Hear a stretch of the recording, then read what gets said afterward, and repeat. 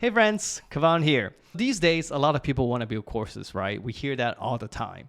But how do you build a course so awesome that your student would keep coming back for more, or they would tell their friends about it, or they would even send you an email and say, hey, your course is awesome. Thank you so much for doing this. How do you make that happen?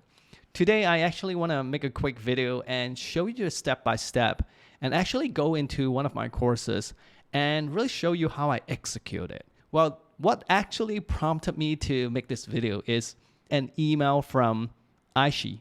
She sent it a few weeks ago to me, and maybe we can look at the email together. So she said she just took Easy Content Magic course and was shocked. I've taken hundreds of online courses and I've made a few courses myself, but this is by far the most value per minute of any course I've seen. Love that. Thank you so much.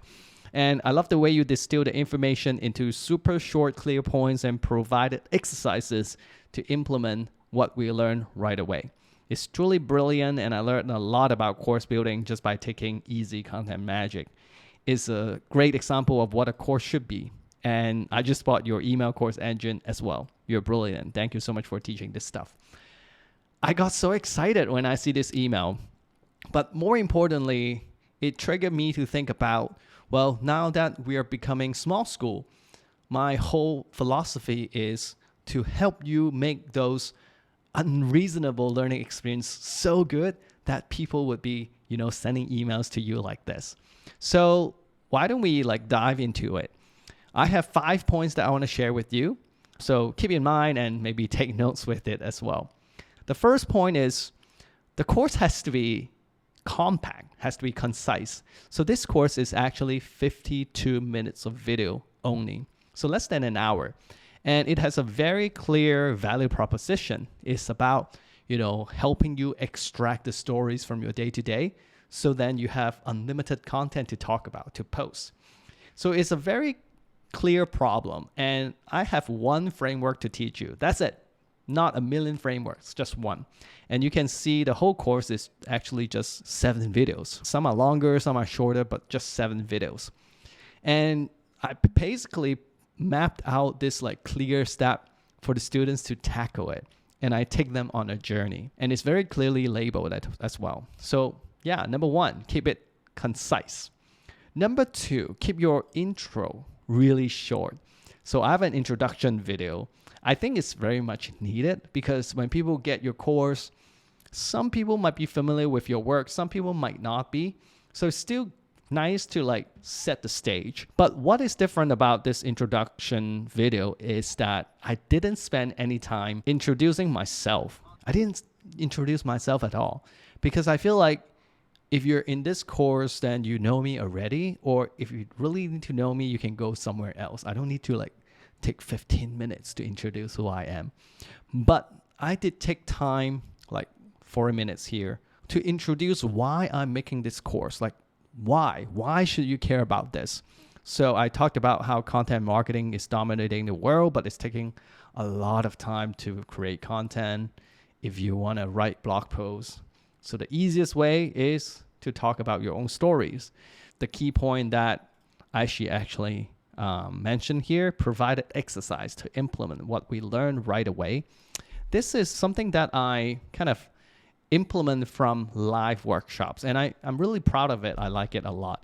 So if you go to this part 1, you'll see when I started it, the first thing I asked you to do as a student is to think about a question. I'll give you 30 seconds.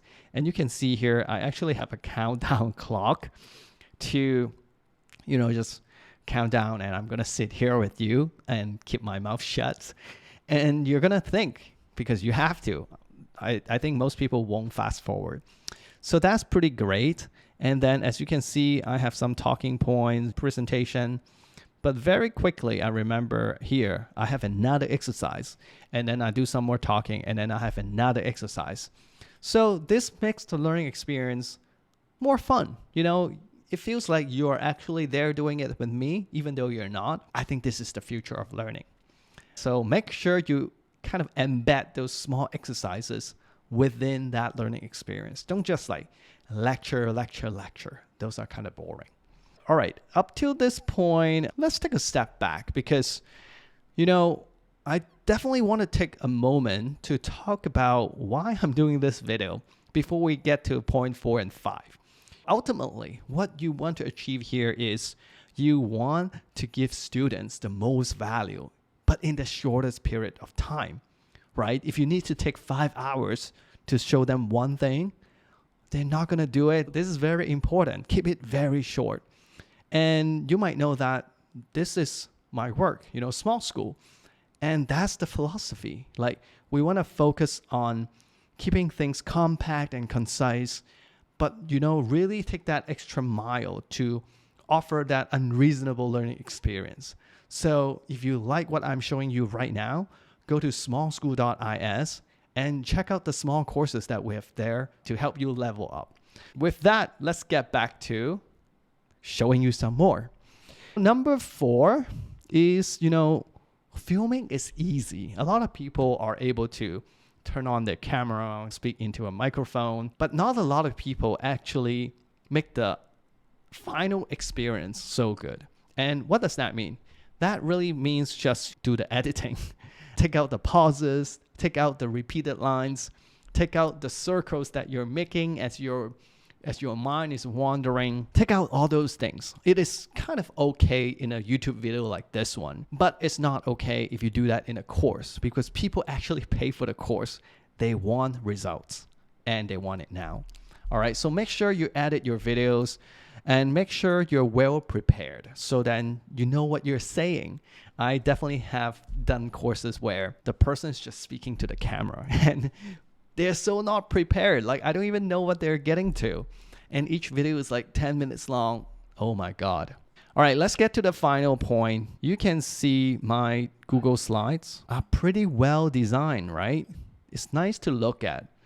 And you can see that there are not a lot of text. I have a very clear visual illustrating my point. I have the key message and I have like a mini message, but it's not like I'm reading off the slides or anything. So the students would actually pay attention to what I'm saying. Sometimes they might even go back and listen to it twice. So this means you do need a good presentation before you start filming. But the good thing is you don't actually need to do that yourself. Like, I actually hire a virtual assistant to help me with these slides because I can create slides, but First, I don't have time. Second of all, my design taste is not as great as my virtual assistant. So she actually does a better job than I do. So this is great. So I just outlined the whole course on a Google Doc. And then, I guide her to create those slides with the right elements. It takes a few runs, but ultimately, when you work together for some time, the virtual assistant get your style and can do it very efficiently later on. So here are the 5 points. I hope they're helpful. The goal, again, is the highest value in the shortest time. All right. So to wrap up, if you like this video, subscribe to my channel, follow me as I build small school and help you build up your creator education business as well. And finally, I have to show you this. Rock and roll, guys. All right. I'll see you around. Bye-bye.